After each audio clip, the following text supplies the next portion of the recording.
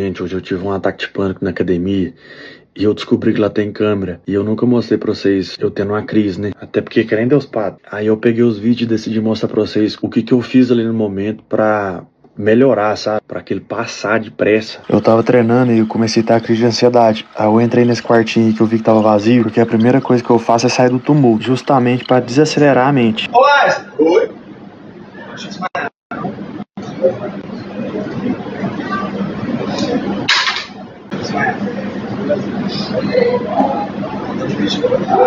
Nesse momento que eu joguei o relógio no chão, já não era crise de ansiedade, já era o pânico mesmo. A diferença da crise de ansiedade pro pânico é a intensidade dos dois. Eu joguei aqui no chão por impulso. Provavelmente eu pensei que aquilo tava me apertando, tava me incomodando e eu ia morrer por causa daquele relógio. Não dá pra explicar direito, é muito esquisito.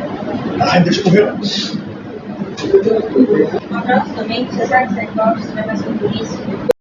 O objetivo aqui não é fazer crítica, em sim explicar que o pânico, ele não é mental, ele é corporal.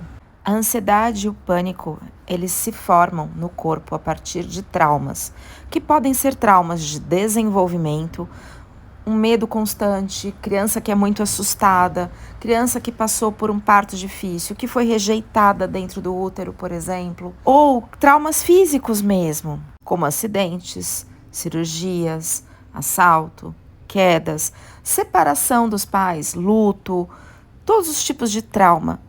Se todos nós passamos por traumas, a grande questão é por que algumas pessoas desenvolvem ansiedade, pânico e outras não. A resposta está na resiliência, na genética e no acolhimento, além do tipo de trauma e na idade em que os traumas aconteceram. E sempre ficam resíduos de hormônios e neurotransmissores de estresse, de trauma, acumulados no corpo. Excesso de cortisol, excesso de adrenalina. E são esses resíduos de estresse, de cortisol, de adrenalina, que geram as crises de ansiedade e podem evoluir para pânico. Mas o maravilhoso de tudo isso é que tem cura. E ali mostra o tanto que é importante você ter alguém de confiança do seu lade nesse momento. A Vajade, minha namorada, e o Aislan, que é meu amigo ali, me ajudando. Isso é verdade. Quando a gente tem alguém de confiança, alguém que nos ama por perto, o acolhimento, o corpo começa a relaxar. E aí faz com que esses resíduos sejam reabsorvidos. Mas existe uma outra forma, melhor, de tratar isso. Eu sei que é meio impossível você, no meio daquele ataque ali, fazer o exercício de respiração e tentar pensar só coisa boa, mas o certo é se fazer isso. Fazia tempo que eu não tinha um ataque tão forte igual esse. Sim, pensar coisas boas ajuda, porque o cérebro começa a criar novos caminhos neuronais de tentar sair daquela situação. Mas enquanto não reabsorver esses resíduos de cortisol e adrenalina do corpo, as crises podem voltar a acontecer. Depois de uns 15 minutos já fui melhorando, como vocês podem ver, até me levantei. E o máximo da duração de uma crise é 20 minutos, porque o organismo não dá conta de tanta carga de emoção. E como vocês podem ver, eu tô vivo. Isso não mata ninguém, apesar de ser a pior sensação do mundo. Só tô meio cansado agora, parece que eu voltei da guerra, porque o corpo gasta, a mente gasta tanta energia, mas tanta energia que literalmente dá um cansaço enorme. O cansaço é por tentar controlar, tentar segurar os hormônios, tentar segurar o estresse. E eu garanto que este não é o caminho. Depois de um tempo, o organismo reabsorve o cortisol e a adrenalina. O problema é que sempre ficam resíduos e a cada nova crise elas podem se tornar mais fortes.